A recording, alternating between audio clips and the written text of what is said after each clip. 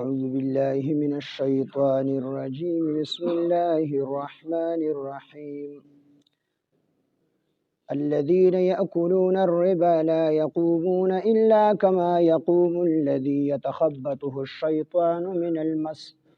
ذلك بأنهم قالوا إنما البيع مثل الربا وأحل الله البيع وحرم الربا، فمن جاءه موعظة من ربه فانتهى فله ما سلف وأمره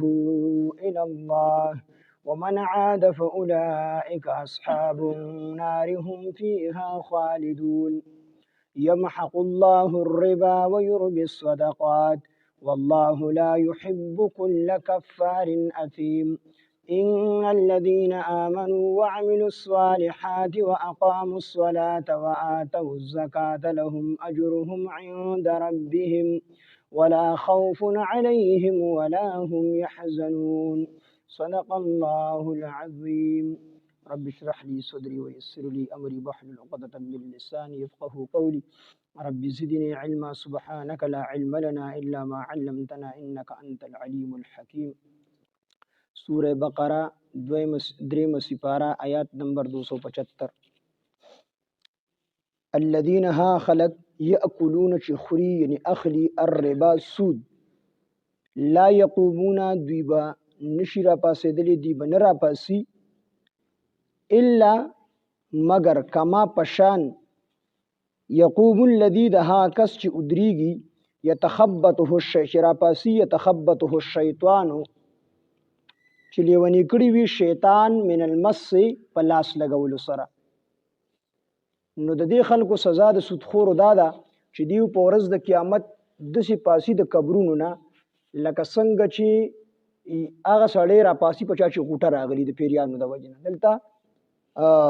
د دغه نه مراد یتخبطه الشیطان چې لیونی کړي وي شیطان من المس په لاس لګولو سره. دې نه بیګا مونږ ویلو چې دا مسله ثابته شوله چې جنات چې دي د انسانانو د تکلیف ور رسولی شي. بچا چې پیریان راغلی نو دې هرومبي پاسېدی نه شو چې کله پاسې نو بیا په منډه او ترو ځان په خوګو باندې نوي، کله یو طرف ته منډه کله بل طرف ته منډه.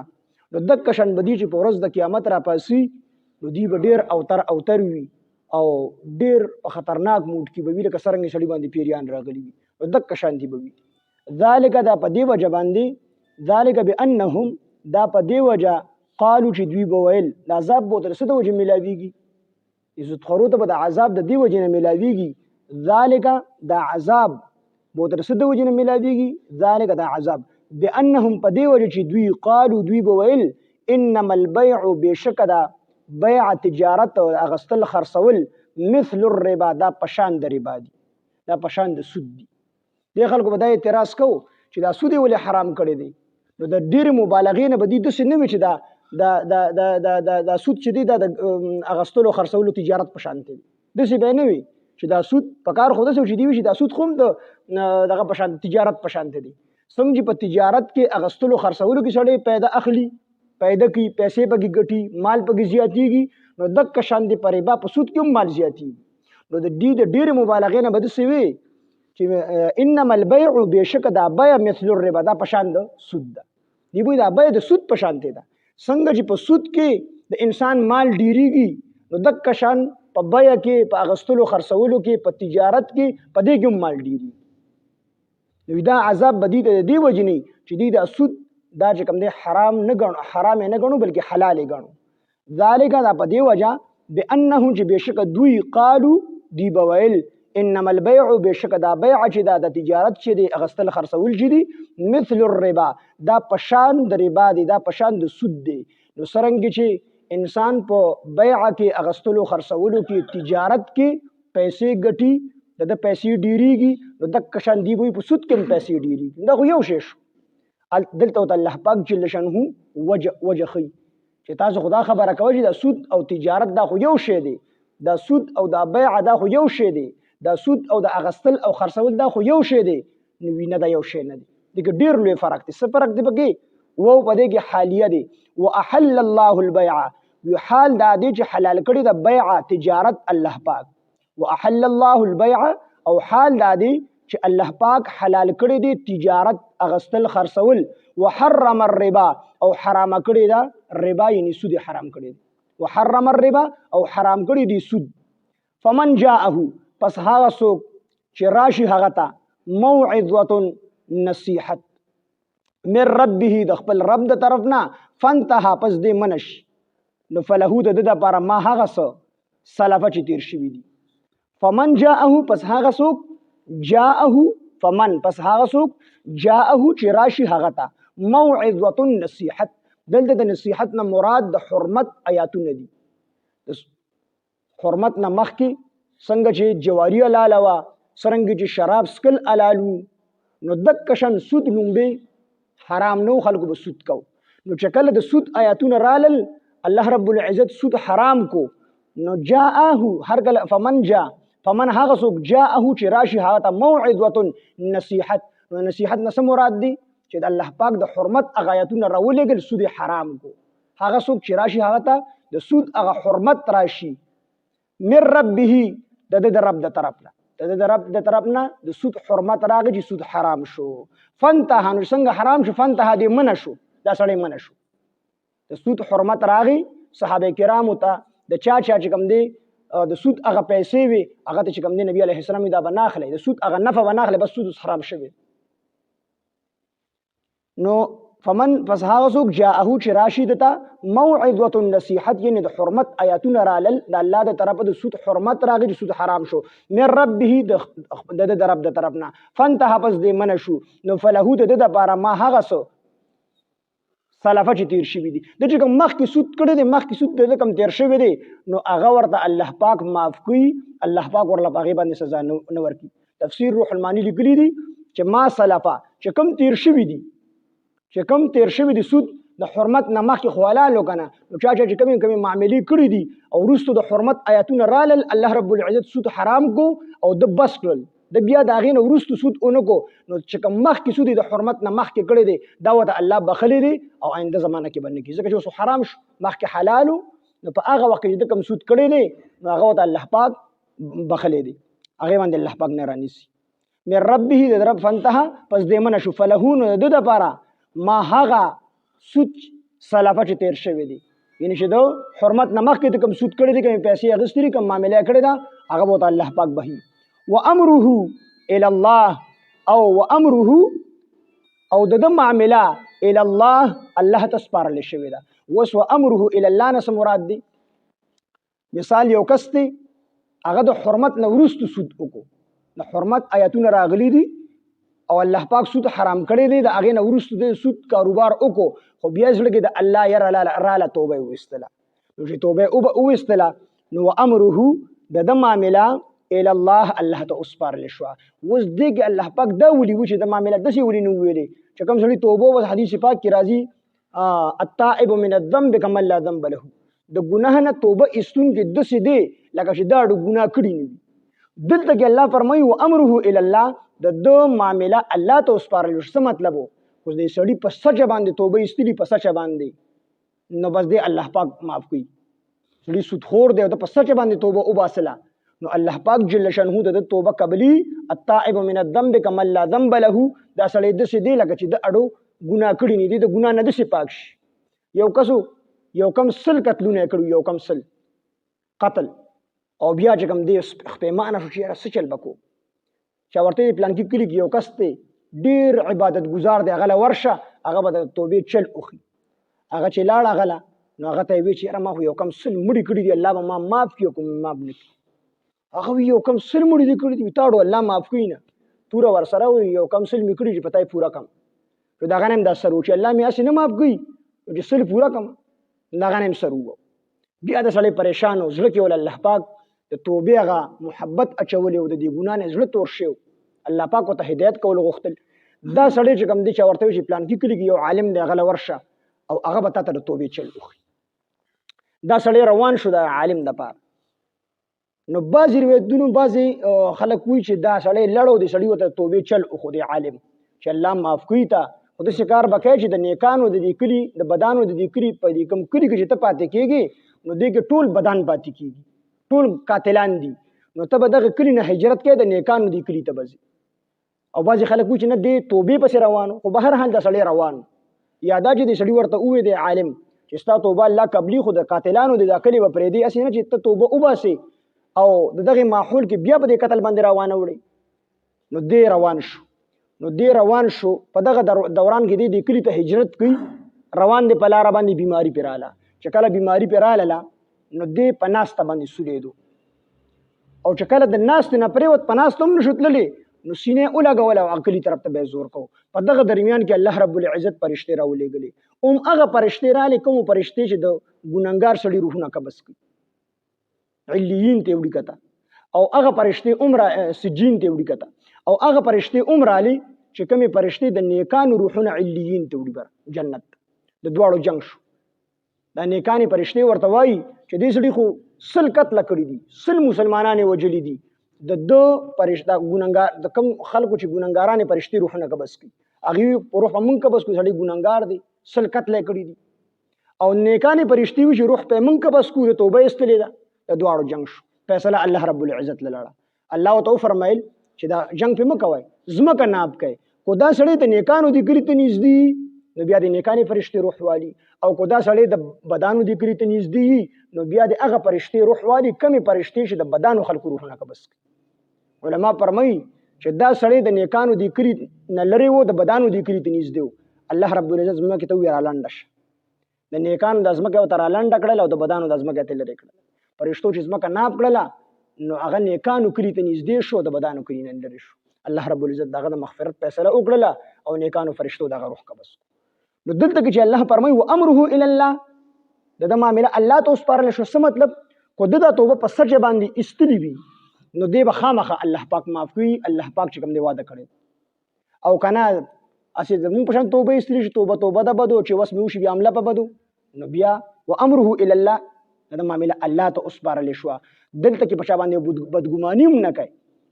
ځکه چې د معامله الله ته سپارل شوی د ستا پکې څه کار نشته. ظاهري توبه ایستې ده نو موږ به صحیح ګمان کوو الله سره د معامله ده، خو په سچه باندې توبه ایستي نو الله به یې معاف کړي. او که نه هسې ګپ شپې لګولي نو معامله الله سره ده. وامره الی الله باندې پوه شوی چې د معامله الله ته وسپارل شوه، چې د حرمت نه وروستو چا سود وکړو او د په سچه توبه وس الله یې معاف کړي. او که نه هسې ګپ شپې لګولي نو وامره الی الله نو د معامله الله ته سپارل شوی د الله سره د معامله ده. زمونږ پې د بدګمانۍ نه هم بچ کړي چې تاسو به بدګماني هم نه کوئ چې سړي ګویا چې په ګپ شپ کې توبه ایستې ده یا د چا د یرې توبه ایستې ده. وامره او د معامله الی الله الله ته سپارل شوې ده. ومن عاد او هغه څوک چې واپس شي یعنی بیا سود شروع کی. ومن عاد ومن او هغه څوک عاد چې واپس شي د سود اغستلو ته او دې خبرې ته چې انما البيع مثل الربا، دا بیع هو دغه په شان دی، د سود په شان دی، دې خبرې ته واپس شي نو فاولئک دا څه د سود د حرمت نه وروستو دی بیا دا خبره وکړي چې یاره دا سود خو د بیع په شان دی، څنګه چې بیع حلاله ده نو دغه شان سود حلال چې کوم سود هم حلال دی، نو دا خو د یو قطعي څیز چې هغه حرام او د حلال وګڼو په دې باندې کافر شو. او چې کافر شو نتیجه دا چې فاولئک اصحاب النار هم دا خلک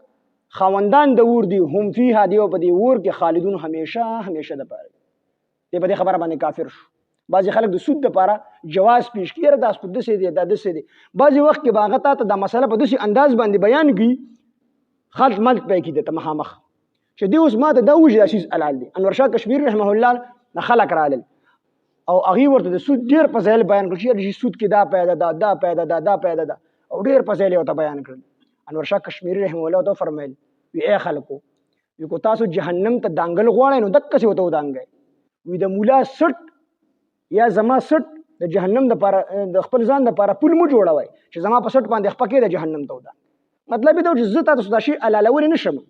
دا خو الله حرام کړی دی، زه به ته مسله بیانوم خو زه تاسو ته ووایم چې دا شیز حلال دی. د زما سټ په صرف ستاسو دپاره پول شي، نور تاسو جهنم نه بچ کېدلی نه شئ. نو بعضې خلک د سود په دې معاملو کې د علماونو چې تپوس هم کوي د مفتیانو نه نو په داسې انداز سره یې کوي چې دې ما ته ووایي چې دا شیز حلال دی. او مولانا صاحب به وي هر سړي ته پته ده چې دوه خویندې په یو ورور باندې حساب شي خو بیا هم راشي چې د دې خور له حصه څومره ده وي دې وي چې ګودې راته چې ته کمه یې کي پکې راته لږه نو ما چې تپوس هم کوي نو په دې نیت باندې کول کو دا شیز حلالي نو چې ویې کم کو حرامي چې بس بچ کم دې دپاره نه چې دا شیز ما ته دې حلالي نو کو وامره الى الله ومن عاد او هغه څوک چې واپس شو دی خبرې ته چې دا خبره بیا د سود حلال وګڼو او د سود معاملې شروع کړنو فاولئک هم داخلك اصحاب النار خوندان د اور دي هم فيها خالدون دی په دې کې همیشه لپاره نو سود دا ډېر خطرناک چیز دی رسول الله صلی الله علیه ابو هريره رضی الله عنه فرمایي چې نبی علیه السلام او فرمایل چې د معراج په شپه باندې ماته خلق او خودل شول چې دا خلکو خېټه د کورونو په شان دي غټي خېټې وي او پاغي کې ماران چې کوم دی ګرځیدل د مارانو نه ډکې وي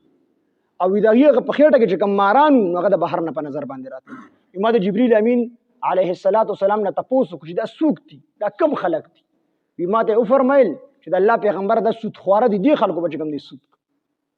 او نبی علیه السلام یو خوب لیدلې دی حدیث پاک کې راځي چې نبی علیه السلام پاغه کې یو کس ولیدو چې هغه ویني خوټ کېږي د وینو په دریاب کې دی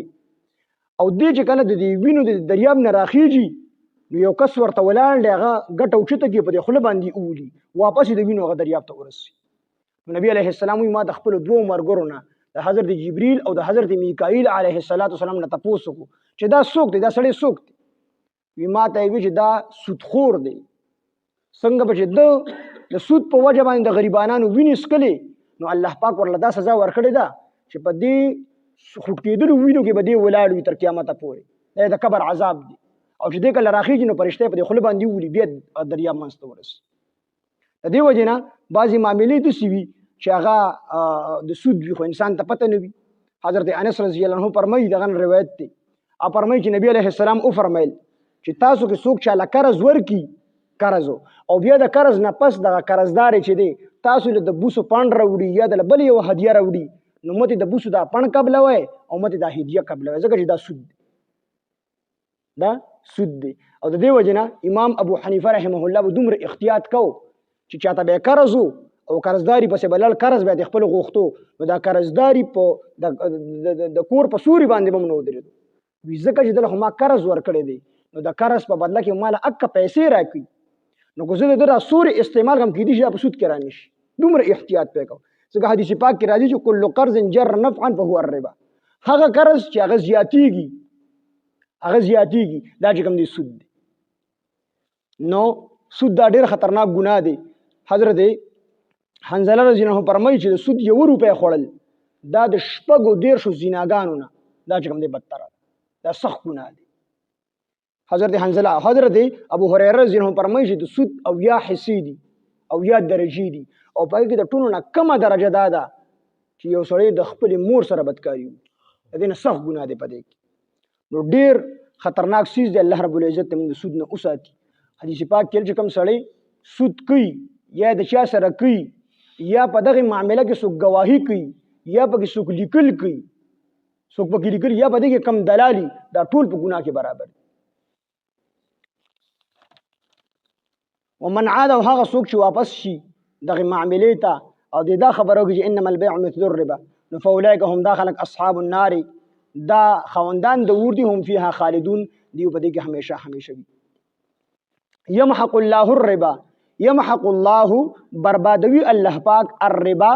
سود د سود مال الله پاک بربادي ويربي الصدقات او زیاتوي صدقات لره سود الله پاک بربادي اگر چې په ظاهر کې انسان دی سود ته ګوري دا زیاتیږي او په حقیقت کې دا کمیږي او صدقات ته انسان په ظاهر کې ګوري دا کمیږي او په حقیقت کې الله دا زیاتی موږ دې ګری یو کس دی مخکې روزه کې سره ناسو منو ډېر فریاد راته شروع کړ ډېر قرضدار شوی ما دا چل لغه مې مسله څه ده نو ته نوکر نه تنخواه نه اخلي ما دې تنخواه اخلم خو ټوله په سود کې ذمہ دار څنګه ما ته گاډي مې غستو نو بینګونو نه پیسې راغستې د گاډي د پاره یو زما 63000 روپۍ تنخواه ده خو زم تنخواه اخلي وی دا 63000 روپو کې صرف ما ته 13000 روپۍ ملاويږي او 3 کاله وشو او زمانہ دا نورې پیسې زمانہ دا بینګونه کټ کړي نو صرف د ګاډ اماده شي ختميږي نو قرض دا سود چې دی دا الله پاک بربادي سود معاملې کوي نو ټیک ته چې په حقیقت کې به ودته په ظاهر کې بخکار دي سره پیسې ډېری دي خو اخیری انجام نبی عليه السلام بيداوي نبی سلام فرمایي چې اخیری انجام به د خسارې او د خسران وي د تاوان د سره به هیڅ نه پاتې کېږي دا کار دا سود بول الله پاک خط د آخرت په اعتبار سره خو یقیني ده چې د هیڅ نه ملاوي او صدقات الله زیاتین او په آخرت کې به الله ډېر ثوابونه صدقات والله ورکړي خو د دنیا په اعتبار سره هم د مال به ضایع کیږي، دی به پریشان وي، دی به تنگ دست وي، هر ټیم باندې به د باندې به کوم دی یو سوچ او فکر کې به وي. یمحق الله بربادوي الله پاک الربا سود لرا ويربي الصدقات او زیاتوي الله پاک صدقات لرا. والله الله تعالی لا يحب نخوخوي كل كفار هر ناشکری کوونکې اثیم او ګناهګار، هر ناشکری کوونکې او ګناهګار دا الله پاک نه خوښوي. ان الذين بشکها کسان امنو چې ایمان راوړي. اوس پسې ورستو د سود خبره لا شروع دي په منځ کې الله پاک د اهل ایمان والو ذکر وکړو چې ان الذين بشکها کسان امنو چې ایمان راوړي دي وعملوا الصالحات او نیک اعمال کړی دي واقاموا الصلاه او منځ کوي واتوا الزکات او زکات ورکوي لهم د دوی د پر اجرهم اجر دي د دوی عند ربهم د دوی د رب سره ولا خوف نبو يروي عليهم بدوي باندې ولا هم يحزنون او نبدي غمجن. یعنی دیو په قیامت کې نو بدی باندې يروي او نه د دنیا خپل بچو پسې خپل وی پسې غمجن. قیامت کې بدی باندې ير نه وي په نسبت د هغه سړي چې کوم سړي سود اخلي نو هغه به دسي ودريږي لکه په باندې چې پیریان راغلي او دا سړی به لا خوف عليهم ولا هم يحزنون. چې کوم صدقات والدي کوم اهل ایمان دي هغه به خپ خوشاله او سرکالو کی ده پکې الله پاک پر فرق ذکر. الذين هاكسان ياكلون جخري الربا سود ان سود مال لرا لا يقومون دي بنشرا پاس لا يقومون دي بنرا پاسي الا مگر کمال کسنگ جي يقوم را پاسي الذي هاكس يتخبطه چې لونی کړي وي هغه لرا الشیطان شیطان من المس پلاس لګولو سره ذالک بانهم دو پدی وجوی قالو چې دوی بویل انما البيع ذالک بانهم دا سزا پدی وجوی قالو چې دوی بویل انما البيع بشک دا بیع یعنی اغستل او خرڅول مثل الربا پشاند سود دا واحل الله پاک فرمایي حال دا دی چې حلال کړی دا الله البيع بيع یعنی تجارت وحرم الربا او حرام کړی دی سود لرا. فمن جاءه پس هغه څوک چې راشي هغه ته موعظه النصيحت یعنی حرمت من ربه د رب د طرفنا فانتهى پس دی منشي نو فله د لپاره ما هغه سو سلف چې تیر شوي دي هغه معاف دي چې تیر شوي دي کوم سود معاملې تر شي معاف ده. وامره او هغه څوک چې د حرمت نو ورستو سود او کیو بیا توبه وباسي وامره نو د معاملې الى الله الله تسپارل شوی ده. ومن عاد او هغه څوک چې واپس شي دی خبره ده چې انما البيع مثل الربا چې بشک بیع ده خود سود پشان دي ده دی خبره ته واپس شي. ومن عاد او هغه څوک چې واپس شي هغه څوک چې بیا د سود معامله شروع کی فاولئک هم دا خلق دي اصحاب النار خاوندان د ور هم فيها دی په دی ور کې په جهنم کې خالدون همیشه وي. يمحق الله بربادوي الله پاک الربا سود لرا ويربي الصدقات او ډیروي صدقات لرا. والله الله تعالی لا يحب نخوخوي كل كفار هر ناشکر اثیم او هر ګناهګار. ان الذين بشکها کسان امنو چې ایمان راوړو وعملوا الصالحات او نیک اعمال وکړل واقاموا الصلاه او منځ قائم کړو واتوا الزکات او زکات ورکو لهم د دوی د لپاره اجرهم اجر دي د دوی عند ربهم د دوی د رب سره ولا خوف نبو يروي عليهم بدوی باندې ولا هم يحزنون او نبدوی غمجن وي. الذين هاكسان يأكلون جخرين أخلي الربا سود لرا لا يقومون دوی بن ادریگی الا مگر کما پشان يقوم الذي دها الا كما لك سنگ يقوم الذين هاكسان يأكلون جخرين أخلي الربا سود لرا لا يقومون دوی بن ادریگی الا مگر کمال کسنگ چی یقوم الذی ادریگی هاکس یتخبطه الشیطان چلی ونی کڑی وی شیطان من المس بلاس لگولو سرا ذالک بانهم دا بدی وجد عذاب بدی وجوی قالو چی دوی بویل انما البیع چی بیشک دا بیع مثل الربا پشاند سود دا وحل الله پاک جواب ورگی حال دا دی احل الله البیع چې حلال کړی دا الله پاک بیع لرا وحرم الربا وحرام کړی دی الله پاک سود لرا. فمن جاءه پس ها سوک چې راشي ها موعظه نصیحت یعنی حرمت سود من ربه د رب د طرفنا فانتهى او د منشو فله نو د لپاره ما هغه سو سلف چې تیر شوي دي د سود معاملې کړی د حرمت نه مخکې نو دا معاف تا و امره او ها کس چې د حرمت نه وروسته د سود معامله وکړله او بیا توبه وباسله و امره نو د هغه معامله الی الله الله ته سپارل شوې ده ومن عاد او هغه څوک چې واپس شي فاولئک هم داخلك اصحاب النار خوندان د اور دي هم فيها خالدون دي او بده کې همیشه د باروي يمحق الله بربادوي الله پاک الربا سود لرا ويربي الصدقات او ډیروي الله پاک صدقات لرا والله الله تعالی لا يحب نخوي كل كفار اسيم هر ناشکر او ګننګار ان الذين بشكها كسان امنوا چې ایمان وروړو وعملوا الصالحات او نیک اعمال وکړل واقاموا الصلاه او منځ قائم کو واتوا الزکات او زکات ورکو لهم د دوی د پر اجرهم اجر دي د دوی عند ربهم د دوی د رب سره ولا خوف نبوي يروي عليهم په دوی باندې ولا هم يحزنون او نبدوي غم جنوي الذين ياكلون الربا ها خلق چې اخلي یا خوري الربا سود لرا لا يقومون دوی بنو دريږي الا مگر کمال څنګه چې يقوم دريږي الذي هاکس يتخبطه الشيطان چې لونی کړي وي هغه لره شیطان من المس پلاس لګولو سره ذلك بانهم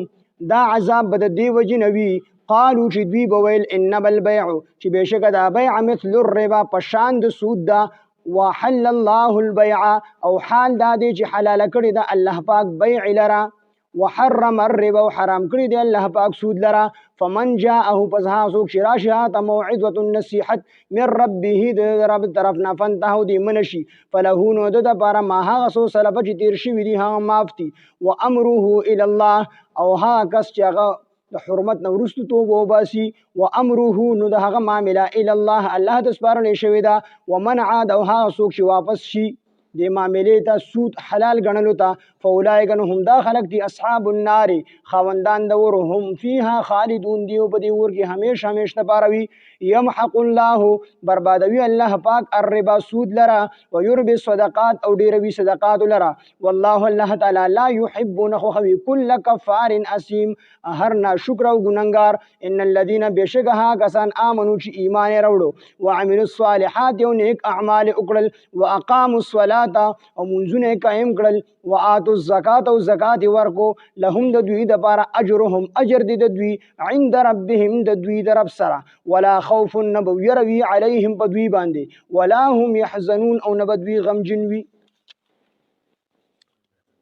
الحمد لله رب العالمين والعاقبة للمتقين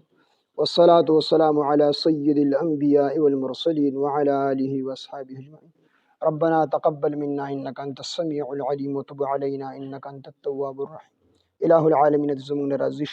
الله زمون لي واړه ټول ګناهونه معاف کړي إله العالمين حاضر مجمع ټول ګناهونه معاف کړي إله العالمين موږ سوې سمو ووریدل إله العالمين خالص تخپل رضا وګرځي الله زمون دا درس خالص تخپل رضا وګرځي إله العالمين په خپل دربار الهي کې قبول او منظور کړي إله العالمين حاضر مجمع ټول ګناهونه معاف کړي إله العالمين حاضر مجمع کې څومره بیماران دي الله ټول د شفای کامله عاجله مستمره ورکړي خدای څومره قرضداري قرضونه اخلاص کړي څومره پریشانه حالې پریشانه ختم کړي څومره حق بنديواني د بند نه آزاد کړي الله د څومره خلکو رزق لن تنگ دی الله رزق ورته فراخ کړي الہ العالمین څومره خلک مصیبتونو او پریشانو کې دي مصیبتونو او پریشانه ختم کړي الله حاضر مجمع کې د څومره ملګرو څومره جایز حاجتونه دي په ټولو باندې ته خبردار الله د خپل غیب خزانونه پوره کړي الہ العالمین زموږ د دې درس ثوابونه ټول مسلمانانو ته ورسي رسول الله صلی الله علیه وسلم ته ورسي حضرت آدم علیه السلام نه تر اوسه پورې څومره انسانان وفات شوي دي ټولو ته دې ثوابونه ورسي انبیاء درجات په نورم بلند کړي الله څومره ګناهګاران دي الہ العالمین هغه ته دې ثوابونه ورسي الله کو عذاب کوي الله د دې په برکت سره دغین عذابونه اوچت کړي الله د کوم د مغفرت کړه دې درجات بلند کړي الله د دې ثوابونه زموږ والدین او محترمانو ته ورسي الہ العالمین د حاضر مجمع کې چې څومره خلق والدین وفات شوي دي الله ټول ته کامل مغفرت نصیب کړي الہ العالمین چې والدین ژوند دي موږ د هغوی د خدمت توفیق او طاقت راکړي الله خاتمه زموږ د ټولو بل خیر او بل ایمان کې په وخت ځن کدن د زړه په صدق سره پټ په زموږ د ټولو دا کلمه چالو کې لا اله الا الله محمد رسول